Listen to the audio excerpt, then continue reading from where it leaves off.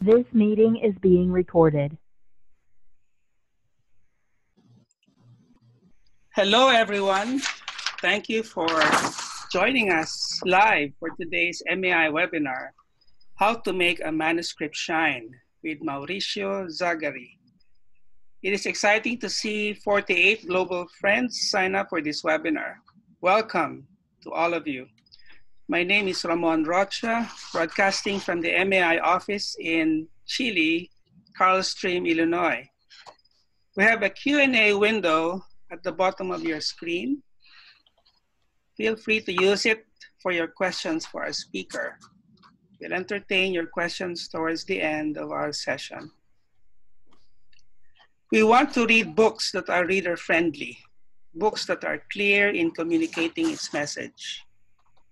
In today's webinar, we want to learn how to evaluate and edit a manuscript that shines in clarity and expression. Manuscript that is able to connect well with the intended reader. Our speaker this morning is joining us from Rio de Janeiro, Brazil. Mauricio Zágari is the chief editor of manuscripts by original authors for Mundo Cristão in Brazil. He has edited more than 90 books by original authors. Mauricio himself is also an accomplished author with 9 published books so far. He wrote the studies and commentaries of a study Bible and has translated 20 books from English to Portuguese.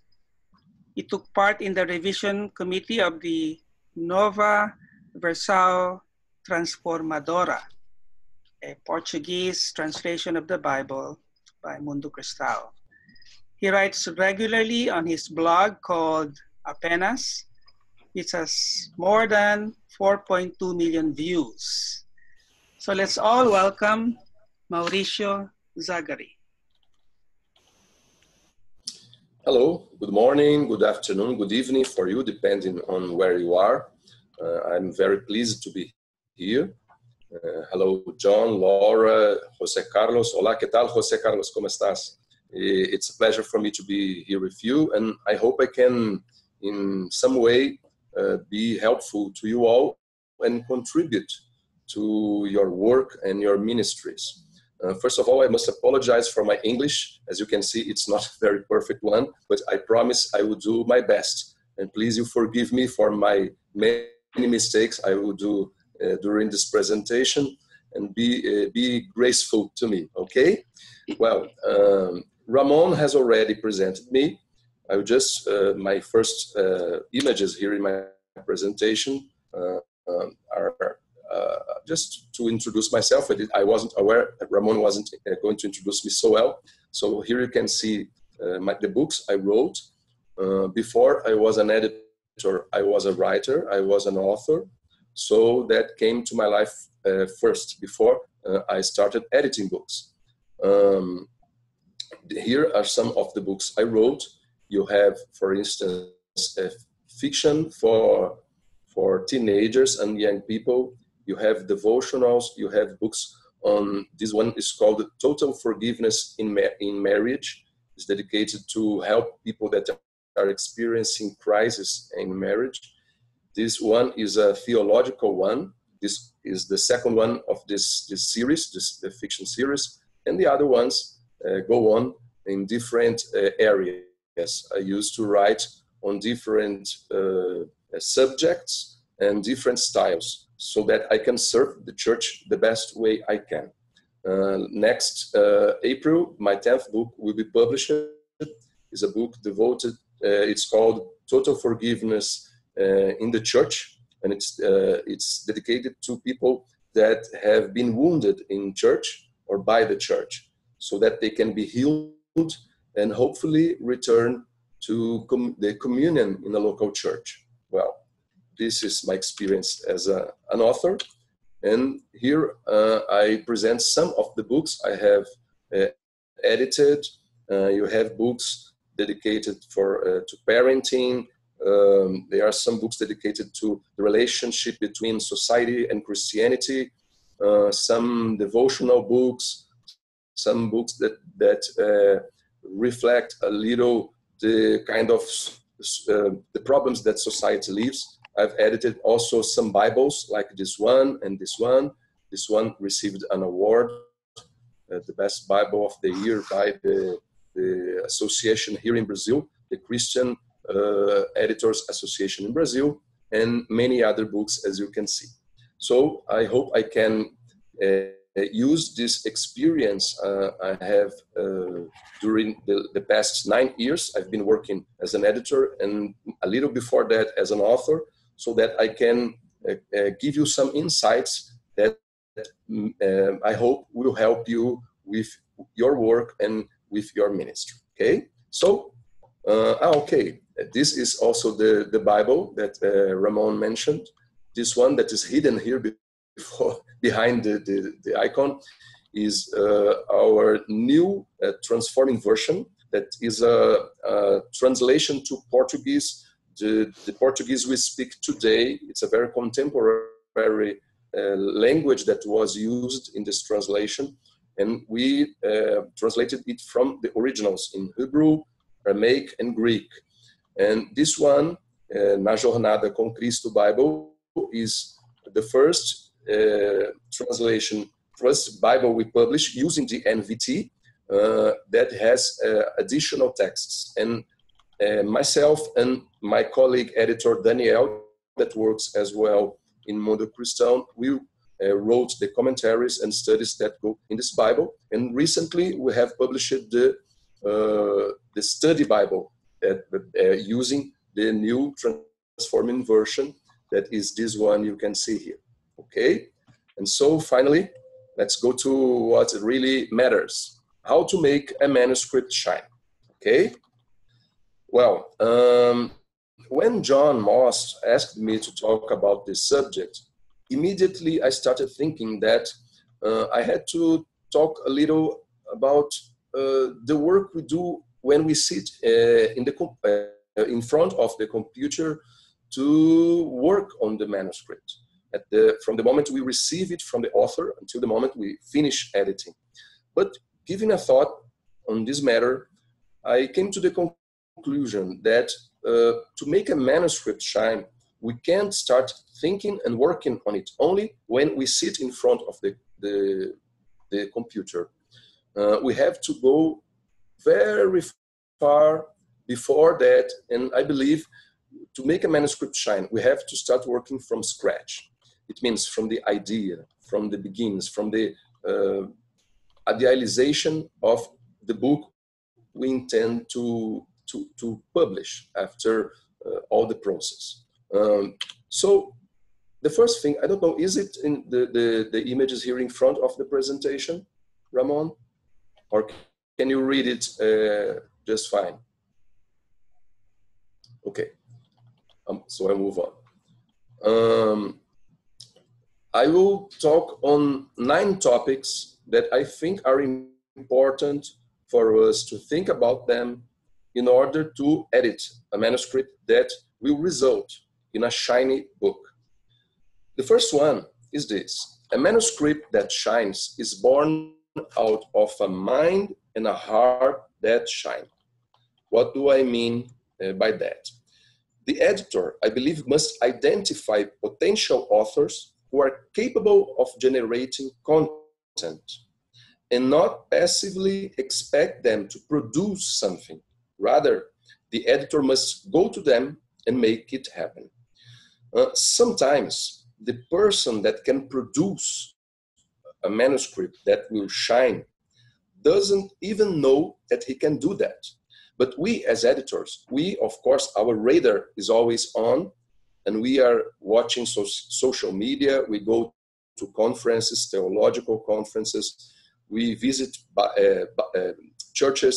And so we must have our radar on to be aware of people in our country or in other countries that can produce content that will be the origin of a great book. So a manuscript that shines is born out, first of all, of a mind that shines. We have to be aware that sometimes an author is not a writer. most of the good authors we have in the Christian world, they are pastors, they are theologians, they are teachers. Sometimes they are people that go in social media and become known because of their work in social media. And we must be aware of these people that produce content, but not necessarily have started writing already. So we must sometimes go to them, talk to them, get in touch and say, listen, you have a great content, and we believe you could share this in a book so that we can bless the church, we can bless society in general. And we would like to help you produce this book.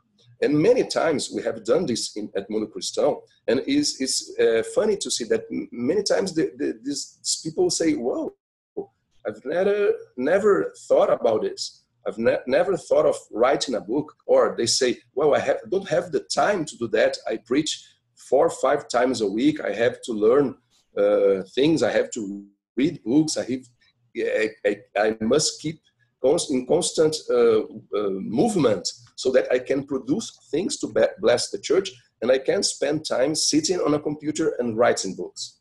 So our job as editors is to identify these people and give them tools, give them ways for them to give us this content, and that we can work to be a great manuscript, then an edited text, and finally a book that will be great to church, to the society, and to our readers in general. So a manuscript that shines not necessarily will be born out of a writer that shines, but out of a mind that shines.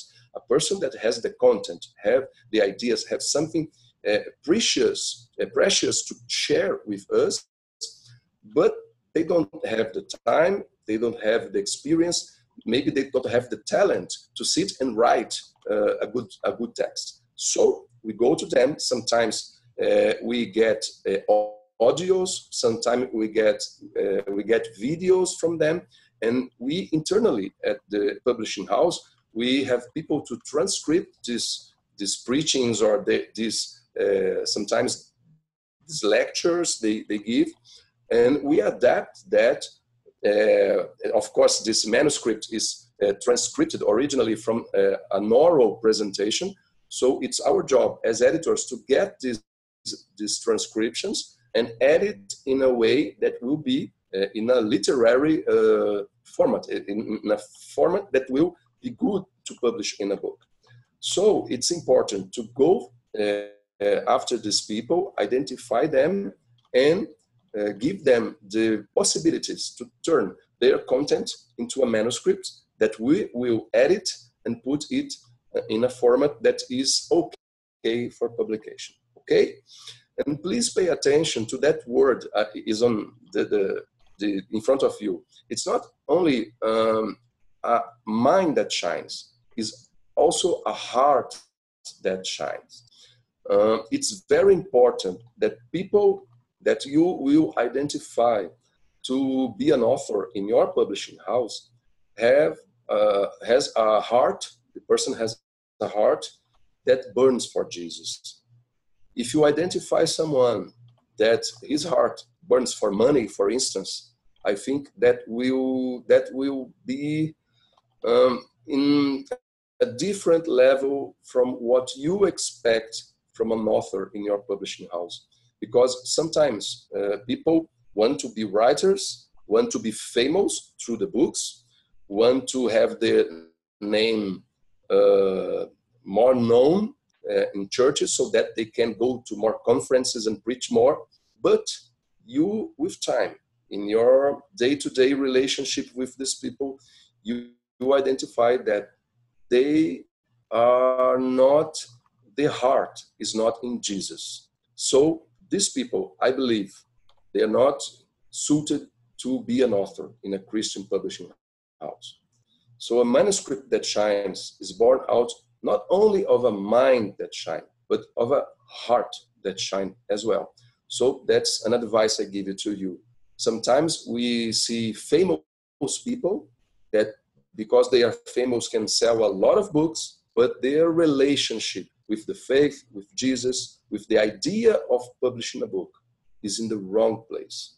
It's not devoted to the kingdom of God, but is devoted to make their name famous, to make them make money.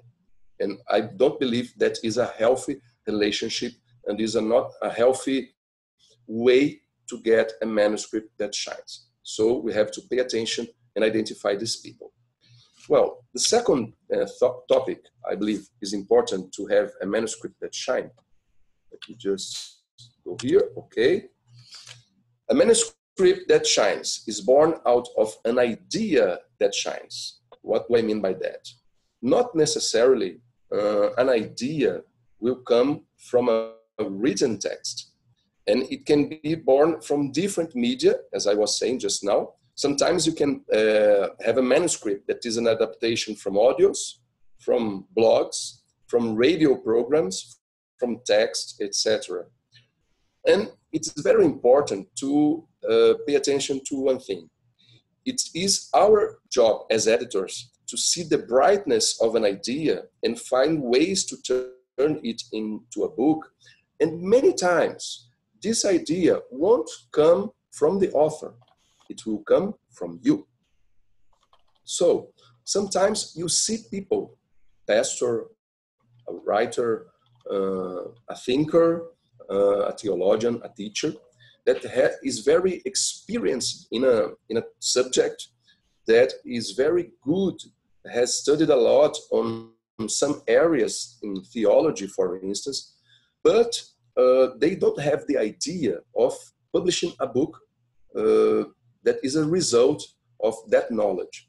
So sometimes the idea that shines must come from you, or of course from other people in your publishing house, from the board of directors, from your fellow colleagues. And if an idea is very good, you have to start thinking, who can be the right person to write this book? I will give you an example.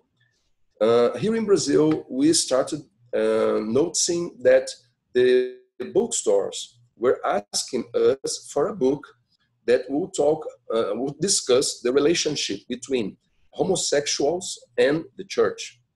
And we started realizing that this was a subject that was important, and we started looking for titles that could be published at Mundo Cristão.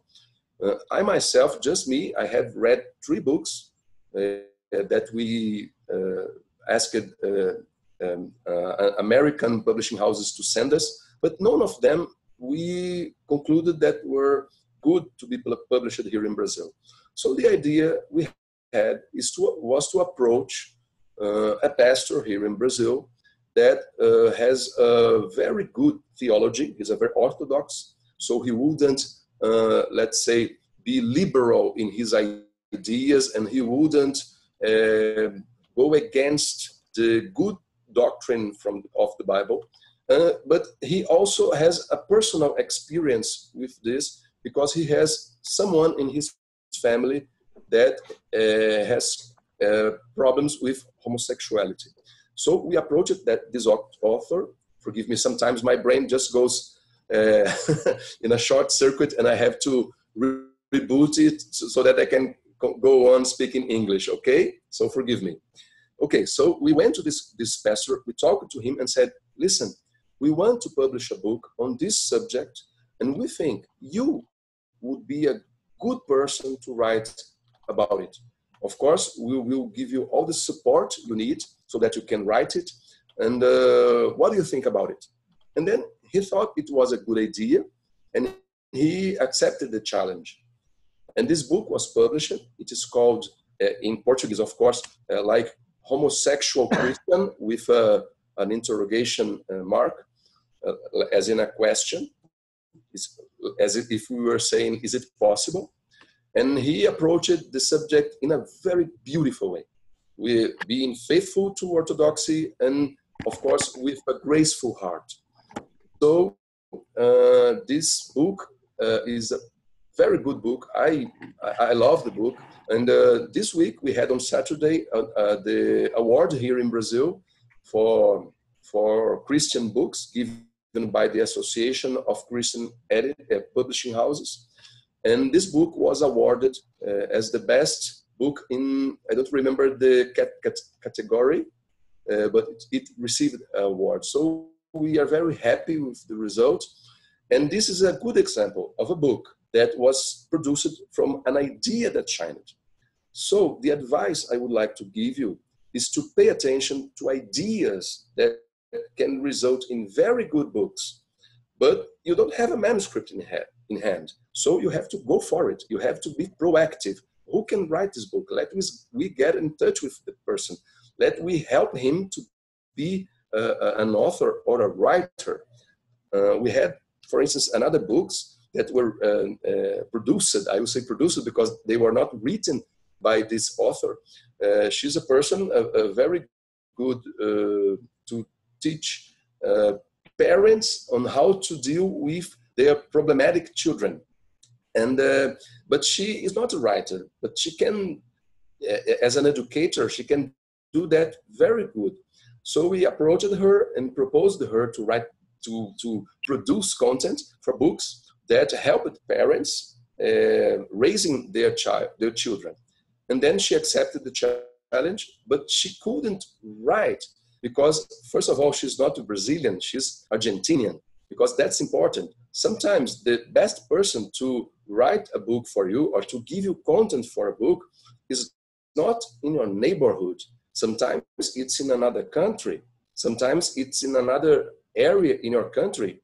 And you must identify the best person to write on the matters you think are good. And not exactly someone that will only sell thousands of books. You have to identify the best one.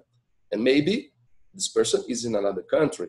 We have at Mundo Cristão published books. We have an Argentinian author, this one I've just told you about. We have 3 American authors, Ed Stetzer, David Titus, and Larry Titus, that published originally with us. We didn't license the titles from the US. They published it first-handed with Mundo Cristão. So we went after them, we made contact, and now we have books published by them. Some are best-selling. And when this Argentinian author, she accepted the challenge, she said, well, I just can't write good Portuguese. And what we did, we wrote questions to her, sent it to her, and with a digital recorder. And she recorded the answer to the questions. Then we got all this material, we transcribed it, and we, as editors, worked on that and made the format, the shape of the text like a book. I would just go a few slides before. No, forgive me. Let me go to show you one of these books. Just a second. Here it is. You see this green one on the bottom? The title is SOS for Parents, you know, like the parents are asking for help, and we give them 500 tips on how to educate without getting nuts, you know. So this is Chris Polly, the Argentinian author, and we have now, I believe, 4 books by her, and none of them were written by her. But we did that starting from ideas that shined, and we presented to her, and the books are in the market and helping thousands of parents in Brazil and other countries as well. Okay, so if you have an idea that shine, go for it, find a good author, and make an excellent book to bless the church and the society in general. Okay, let's go to the third topic. Is a manuscript that shines is born out of an evaluation that shines. And what do I mean by that? A brilliant author will not necessarily always have brilliant ideas. The editor needs to have criteria to evaluate the idea, taking into account novelty, creativity, efficiency, the theme need, and the target audience, among other important things you must consider. And the editor cannot be afraid to say no or to propose significant changes in order to make feasible a project that was originally unpublishable. I will give you an example of what I mean by a manuscript that shines is born out of an evaluation that shines. Sometimes we have great authors, great theologians, very anointed pastors, but they propose ideas for us that we know are not good that will not result in a good book. So we have to have the ability and the honesty to go to this person and talk to them, these people, and talk to them in order to have the best idea from the best author. And that only comes from a good evaluation.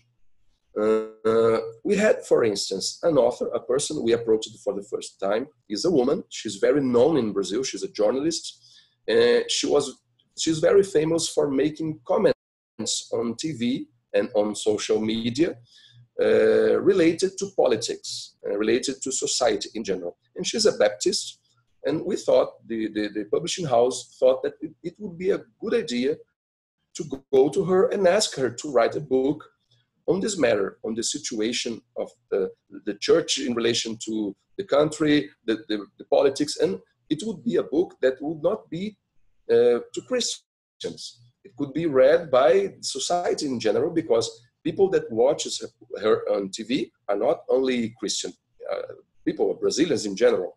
So we approached this journalist, and in the first meeting we had with her, we asked her, would you like to write a book? We think it would be great for you to be an author. You can produce good content.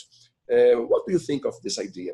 And then she came, well, I would like to write a children's book. And then we stopped for a second and we had to say, of course, I'm saying we have to be very kind, very polite, but we had to tell her, listen, we don't think that a children's book written by you would be the best book, at least for a start, because you are people that like to see you, people that like to watch you on television and that appreciate your thoughts. They are interested in politics. They are interested in the situation, the economics, and all that. And then we believe it would be great if you could write a book that have this in mind. And then, of course, she gave a little thought on that, and then she agreed with us. She said, okay, you're right, let's move on. And she accepted the idea, and we published a book, of course, related to this subject and not a children's book by her. So it is very important that we, in our evaluation, we can pay attention to see if the idea matches the author, if that person is the best one to write on that idea. Maybe the person has a good idea, but you have many books in your market that already discuss that subject, so it would be just one more book on that matter, and maybe we could do something different. We had another author that we approached, and he proposed that his first book was to be written by him and his wife. And so we said to him, listen, maybe it would be better that just you wrote the first one, because you are known, she's not, people want to listen to what you have to say. And after publishing a first book by you, I can go to a second, a third, and this idea can be okay. But in the first book, let's just have you as an author. You see, so it's important to evaluate the ideas in a good way, in the best way you can, so that it can result in the best book that can be a result of this person, okay? And of course that it solves a need that the readers already have at that moment. So pay attention to that. To have a manuscript that shines, you must pay attention to a mind that shines, a heart that shines, an idea that shines, and also an evaluation that shines. Okay, let's move on. The fourth topic. A manuscript that shines needs a mother and a father. And what do I mean by that? I believe that the author is the mother and the editor is the father of the text that will be published. What do I mean by that? Accompanying the process of writing a book is the best of all worlds. Often, a mind that shines is not so brilliant when it comes to putting its content on paper. So, it is always advisable for the editor to participate in the whole process, from the conceptualization to building a project. When a woman is pregnant and she will have a baby, of course, there is a father involved. And this father, he doesn't get into the scene only when she is pregnant, when her test goes positive, or on at the moment that the baby is, when the mother is giving birth to the baby. Of course, this father starts participating in this motherhood since the beginning, since the moment of the conception. And of course, during all the pregnancy, the father is together with the mother. He walks with her. When she is sick, he helps her. When she needs him to go and buy some food or some medicine she needs because she's not okay, or she has the desire to eat some specific fruit, you know, then the father goes out in the rain and buys the medicine or buys the food so that he can help the mother. And during all this process of the pregnancy process, the father has to walk together with the mother. And of course, when she gives birth to the baby, he's there to help as well. And then he will give baths, the baby, he will clean him, he will give him medicine. Sometimes the mother needs to sleep for one night or two because she's too exhausted.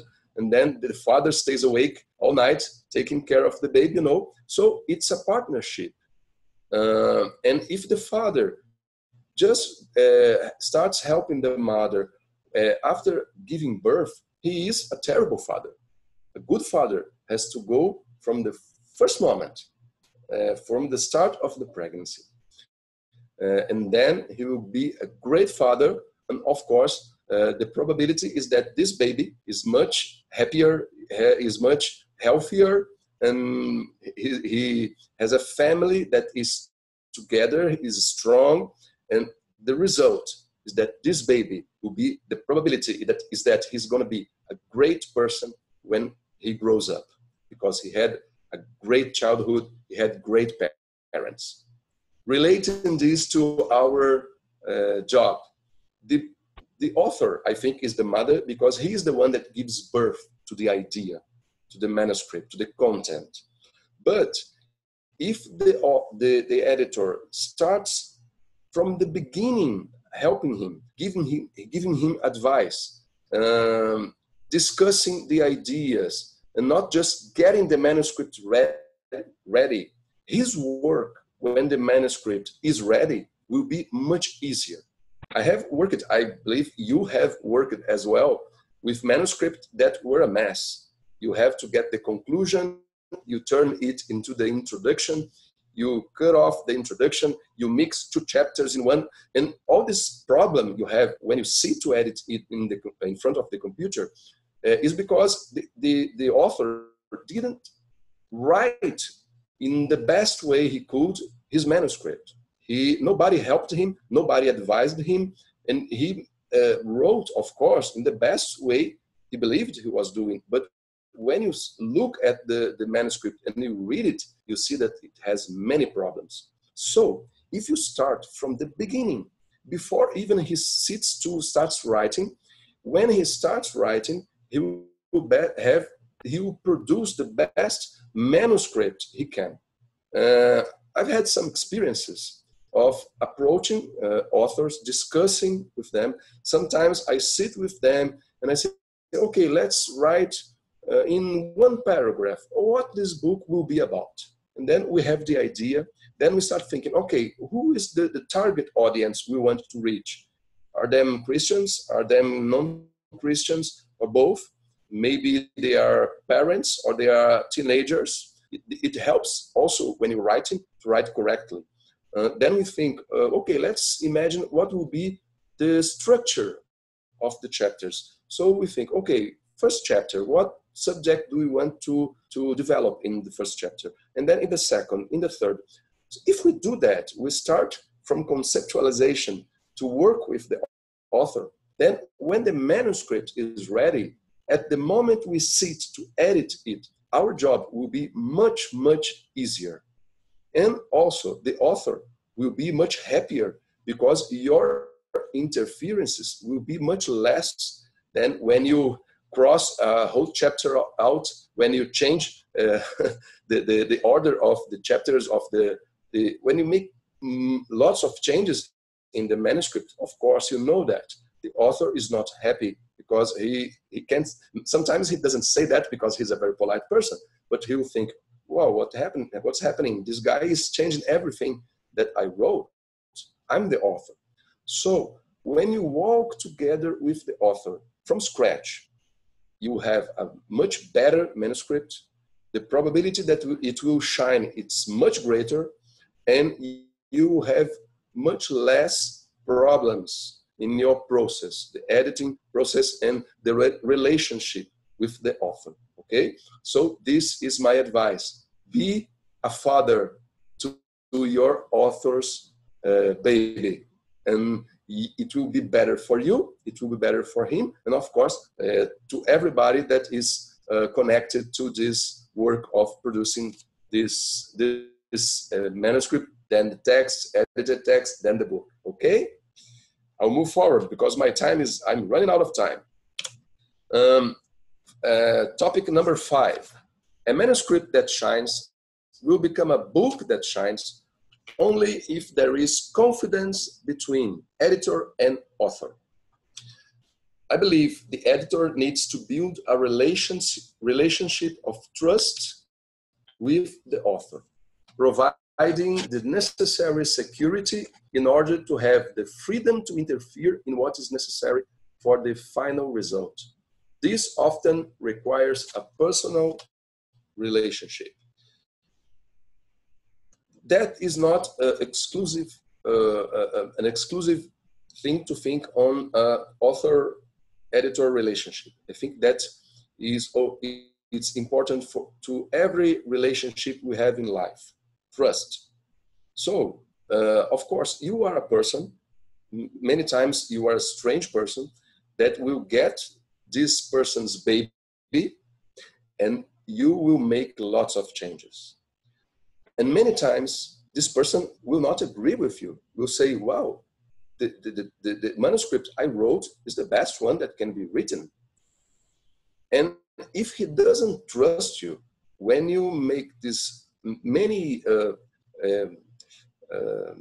changes in his text, in his manuscript, he will become angry, suspicious, he will create many problems to you. Sometimes he will complain about you to other people. And of course, that's not what we want to happen.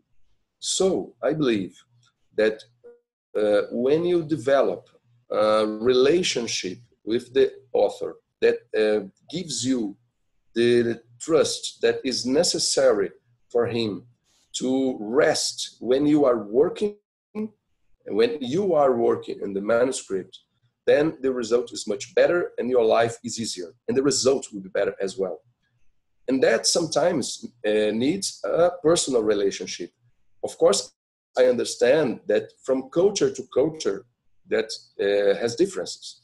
In some countries, in some publishing houses, depending on the way you are used to relate to people, you have a more distant relationship, sometimes a more polite one. I myself, as a Brazilian, we are very warm people here in Brazil.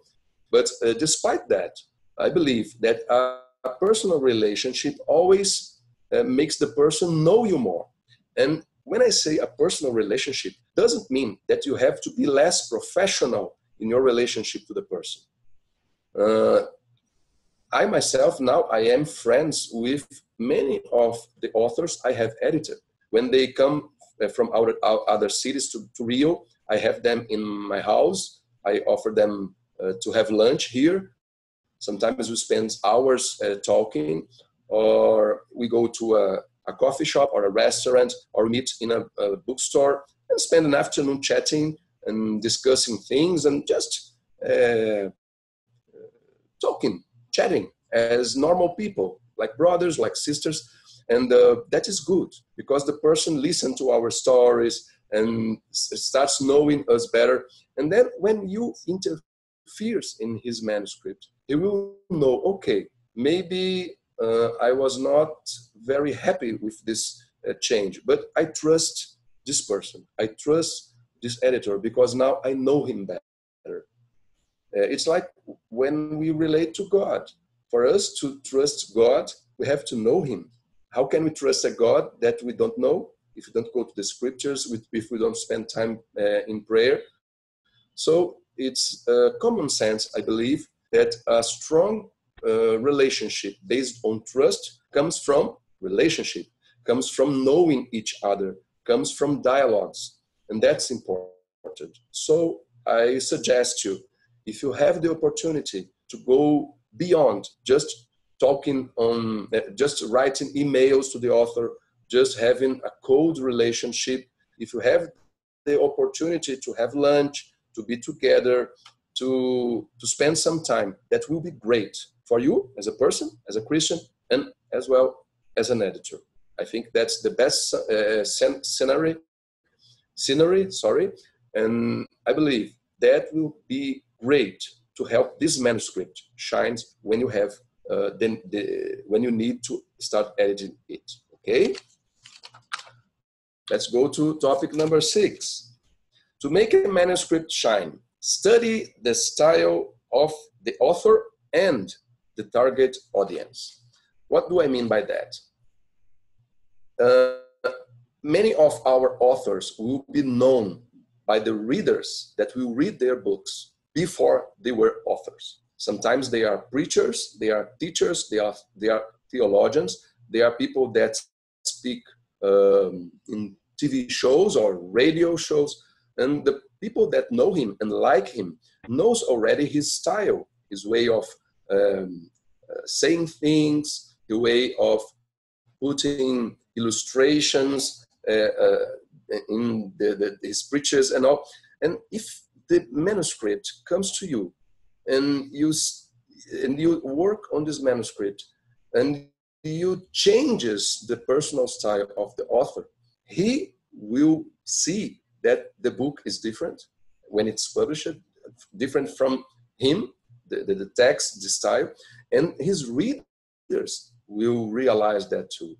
I remember when I was working in the beginning of my career as an editor, that I changed a lot of a person's text. And then he called me when I sent the edited text to him for approval. And he said, listen, my wife read the text you edited. And she told me she can't see me in the text. And that was a very good lesson to me. And that's something I remember every manuscript that I get now to work on it. Because every time now that when I start with working with an author, that is the first time I work with him, I go to the YouTube, I Google his name, and I watch 2 videos, I watch 2 preachings, and sometimes 2 lessons, and try to understand his style, the way he talks, the way he uses the words, the way he uses the mannerisms he uses in his speech. And then when I start working on the manuscript, I try to put that and preserve that when I edit the text. And the result, believe me, because I made this mistake in the beginning of my career, and now I try not to repeat it. And now the authors are much happier when they approve the edited text, because they see, okay, you made lots of changes, but I still see myself in these pages. So that's good for you, it's good for the author, it's good for everybody.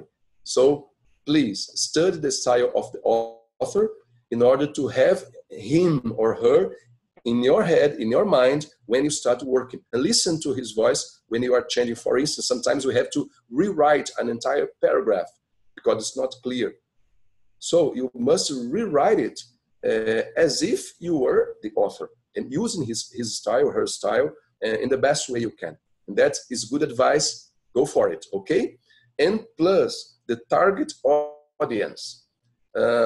It's a mistake when you edit a book, for instance, that will be great for teenagers, but you have in your mind the public in general from at all ages.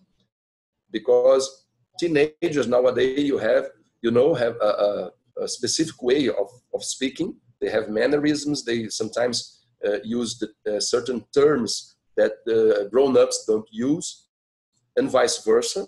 The approach is different when you are editing a book that will be read by Christians or non-Christians. So you must identify, you may identify before you start editing, and if you start working with the author from scratch, it's good to identify what is the target audience, because then you will prepare this text from manuscript or from the edited text in a way that it has the best structure, the best vocabulary, the best idea, the flow of ideas. Is that okay? Forgive me for my mistakes, okay? And then the result would be much better if you pay attention to that. So please, to make a manuscript shine, study the style of the author plus the target audience. And the result will be much better and you have a great book, okay? Number 7, I've just, Ramon, I'm so sorry, I'm out of time. I should have finished my presentation by now. I will run as fast as I can, okay? Okay. And forgive me, you all. Okay, number 7, to make a manuscript shine, don't be afraid of interfering. A father who does not interfere in raising the child is an absent parent. So if you are a father, please interfere. If you see that a manuscript is not good, sometimes the author is a problematic one, he doesn't want you to interfere. As in Little Word, we listened to, I think it was Ina Reyes that said that she had to work with a person that didn't want a comma or a dot to be changed.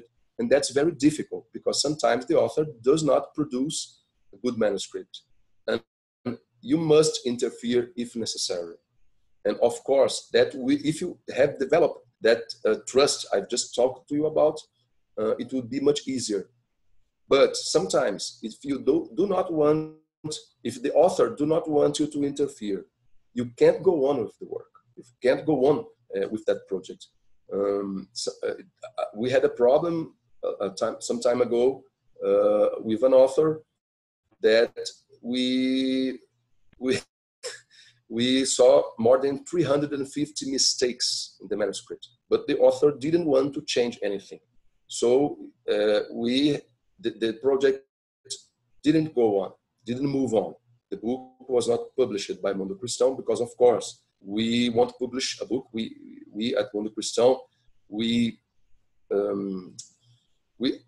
always want to publish the best books, the books that are published with excellency. And if we can't do that, that's a problem.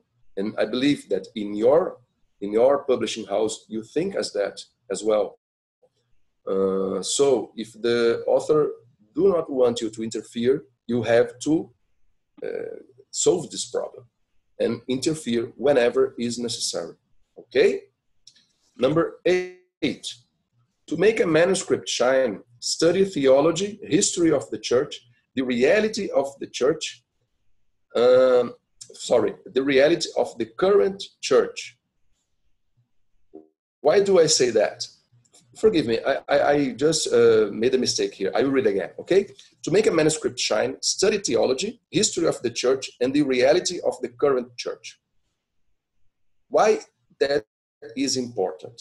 We edit Christian books, and all authors, they make mistakes. I can't tell a single book out of the more or less 90 I have edited until this moment in my career that didn't have mistakes. The best theologians make mistakes. Sometimes they quote someone saying something, but it was another person. Sometimes he mentions a part of the scriptures that he says is in the Gospel of James. Oh, sorry, see my mistake. Is in the Gospel of John, but in fact it's in the Gospel of Matthew. So we have to know theology. We have to know history of the church. We have to know what's going on in the church nowadays, because when we have to edit a manuscript that is relation to something that is connected to theology, history of the church, and the church in our days, we can identify the problems and identify the problems and solve them. So if you don't know this information, how can we solve this problem? The mistake will come to our hands in the manuscript. We won't see it, to go on, to move on, and when the book is published, the mistakes will be on the book. So it's very important for us to go to be the better editors we can, not only on grammar, on the fluence in the text, on how to edit a manuscript in a way that you have beginning, the middle, and the end, but as well, we must understand on the subject that we, in most of the works we work on, it's present, and that is Christianity, the church, the Bible. We must go for it. So if you see that you don't have what it takes, or you could go deeply on the studies, studying theology, studying an area in theology, you realize you are still not as good as you could be. Please go for it. Study in, not necessarily in a theological seminary that you spend 4 years studying, but read more on that subject, and you can go online and study online. There are some free courses that you can be part of and study, okay?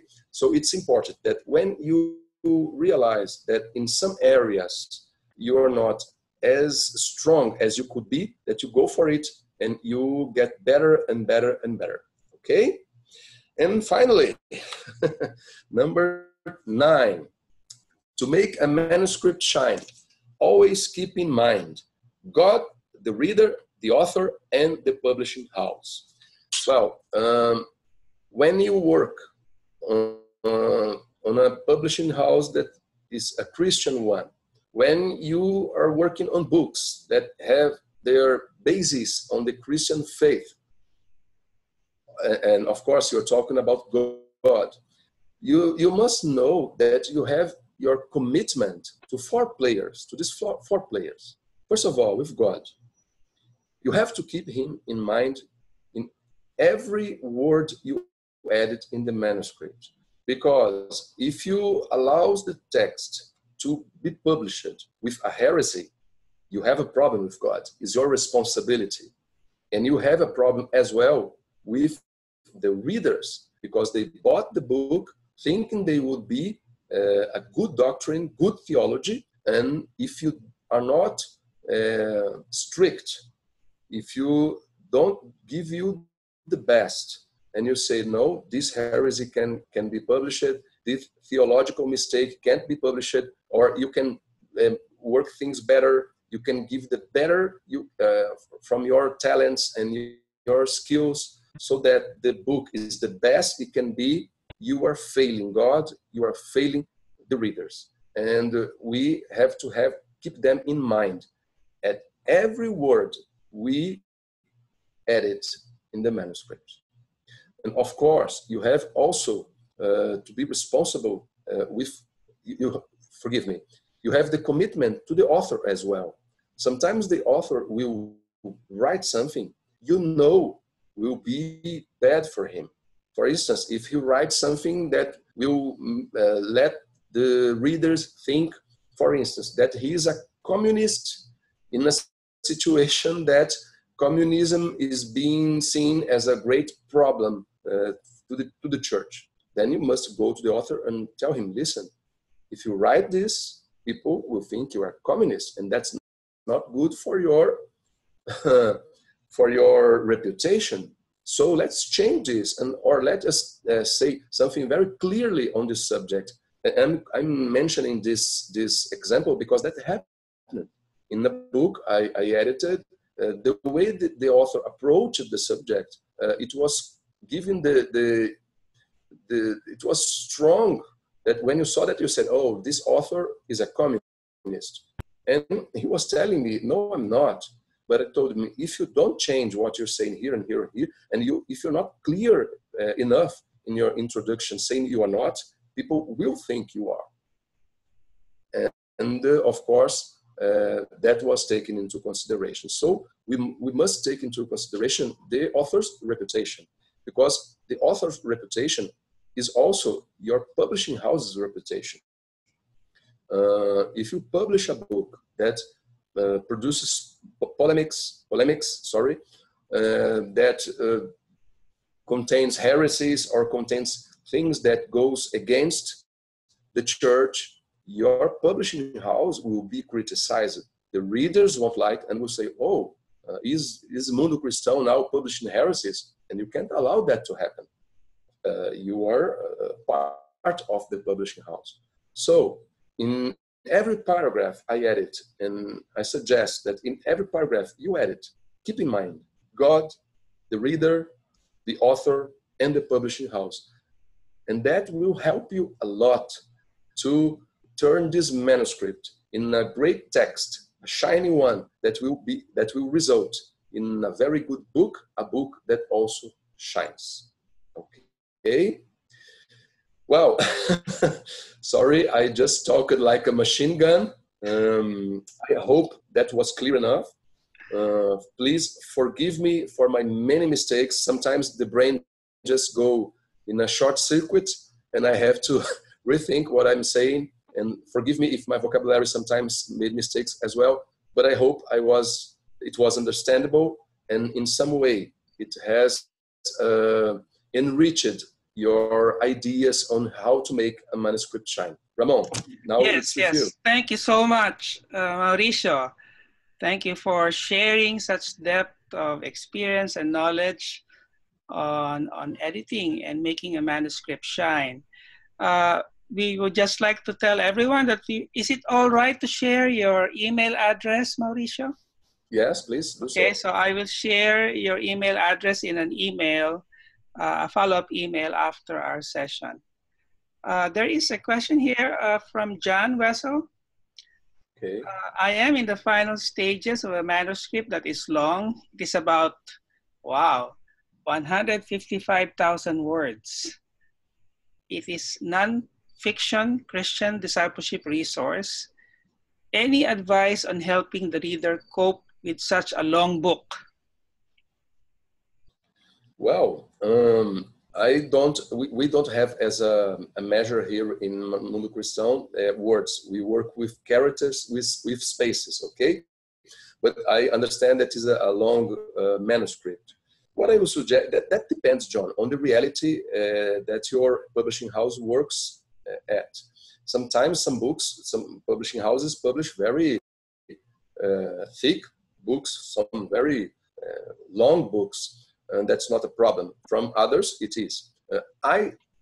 Every book I edit, every manuscript I edit, I try to keep it in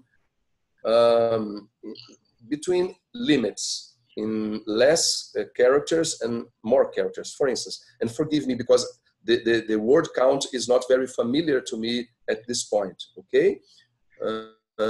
So I try to keep it a book in, let's say, what would be published in 256 pages at most, you know? That would be 350,000 characters. Some devotionals, they are daily. So you won't have less than 350, because a year have 365 days. So it won't be less than that. Okay, John, thank you. About 420 pages published, isn't that? I don't think that it's very, very long, because if you think of daily devotionals, you're talking about 365. Maybe what you can do, depending on the reality of your publishing house, is talk to the author or to the designer in order to make devotionals smaller. You know, I've just done that in a study Bible, that the author had sent me the text to be inserted during the Bible, and it was very long. We had 900,000 characters, and I could, the limit was 700,000. So I talked to the author and said, listen, these 200,000 characters, I will have to cut them off. Is that okay for you? And as we had time in our schedule, I told her, as a female author, I told her, would you like to work on your manuscript to you yourself cut this exceeding characters? And she said, no, I don't have the time. I trust you, go for it. And then, as she said, it was okay. I started cutting. And then, of course, we always send the author the manuscript edited so that she can see what we did. And then she approved with very few changes, and it was okay. So I think, first of all, you have to have a very good communication with the author. And if you need to cut words in your case, you must talk to her and explain the reality you work in. You say, listen, our market do not support this kind of book so long. We have to make it smaller. We have to make it shorter. And would that be a problem for you if we cut it, I don't know how many words? If the person is okay, if he or she is a little suspicious, you can tell, okay, would you like to do so? Or we can do together. I cut them off, and then you see. And of course, that goes based on relationship, okay? And propose what the solution you think it's better. And I believe that when you do so, the result will be good. It will suit your needs as an editor, and it will make the author happy. And of course, it won't be a headache for the publishing house to have to publish a book that sometimes is very expensive and it's off budget, you know. So discussing and talking about the project, I think, is always the best way to deal with that. Okay? Thank you, Mauricio. What about cutting the book into two and making it a volume 1 and 2? If it's a Christian discipleship resource, I'm just thinking out loud here, if it's possible. Sorry, you asking me to? Yeah. What do you think about maybe having a volume 1 and 2, part 1, part 2? Okay, Ramon Ramon is asking me what I think on taking a very big book, a large book, and dividing it into volumes 1, 2, or 3. That's a good idea in some cases, and some cases not. I think it depends on the project. We've done that. For instance, we have books by a Presbyterian pastor in Brazil that we have published already, and the content was based on a radio show that where the people write to the program and ask him questions on theology, on Bible doubts they have, and he answered the questions orally.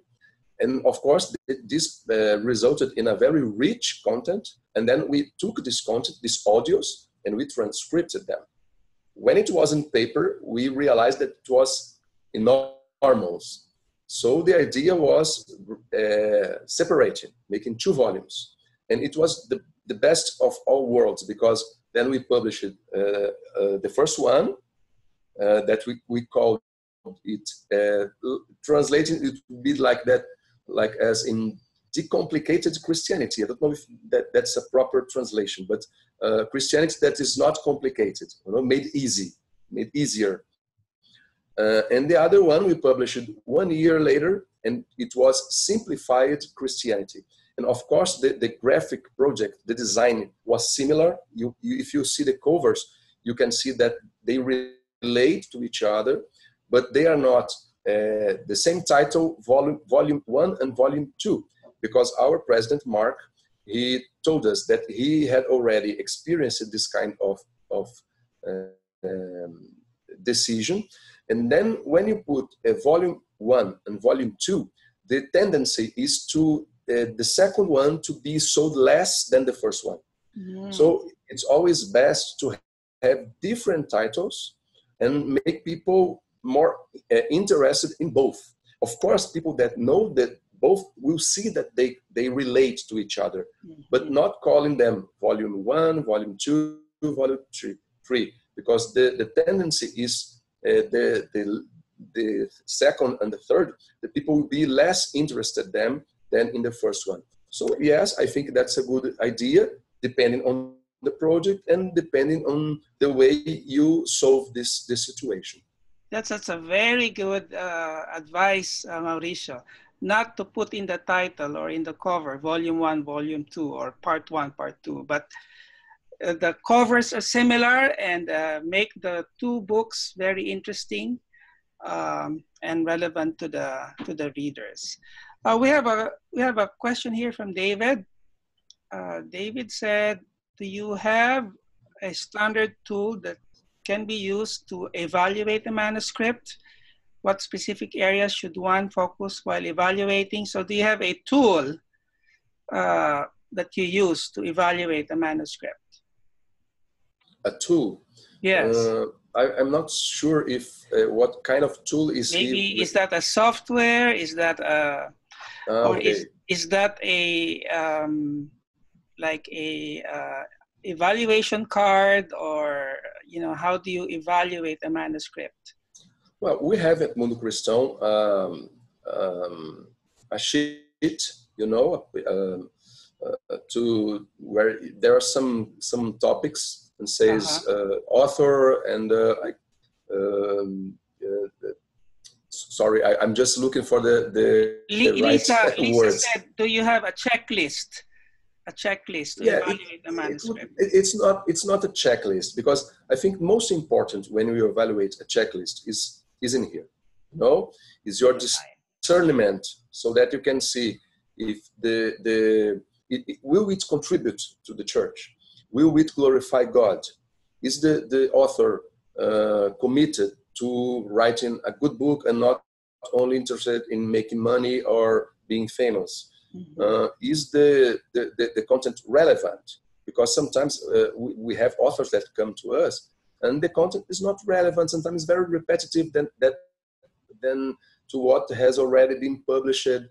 And so I think this discernment is very important, and knowing the reality of the market you are inserted is very important to that. And of course, being aware of what the other publishing houses are publishing, in order for you not to publish the same subject, and to have ideas that are different. So I think the best evaluation tool is our mind, is our attention, is what we know, our knowledge. And of course, we have this formulary, you say, to fulfill. I don't know the word in English for that. A sheet of paper that says title, author, how many pages, the target audience, objectives, and what do you think about it, and do you are okay with publishing it or not? Then you have to write it. But that for us at Mundo Cristão is just the starting point. We use that to send to the boss. The boss looks, okay, let's discuss then in a meeting with the board, with directors and managers, and then is in that meeting that we talk, we discuss, we have dialogues, and then you reach a conclusion. But that is only the beginning. There is a software. I remember here, Ramon, to say about that, because Mundo Cristão uses a software, but it is not in the editorial process. Okay, when I go already with an opinion on that manuscript and talk to the board, they have a software where they put grades. You know, I believe it's from 0 to 5, depending on the topic, related each manager and the director to their areas. You know, and then they sum all the grades and they have a number.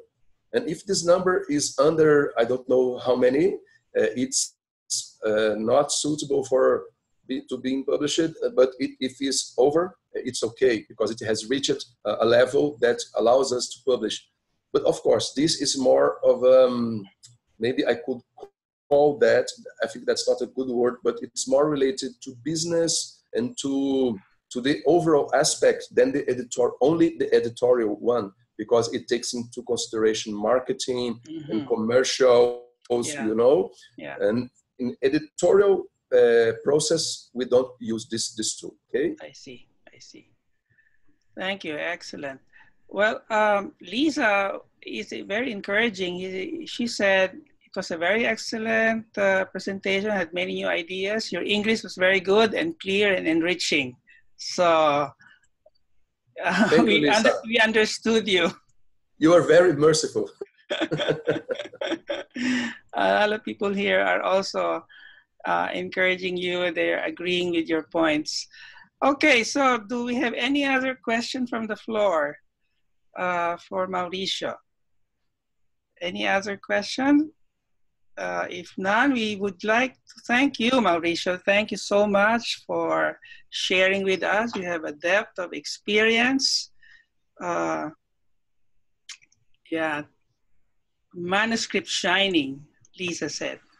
I like the use of manuscript shining as a motif. It's excellent. Thank you, Lisa. That was John Most's idea, okay? That was not mine.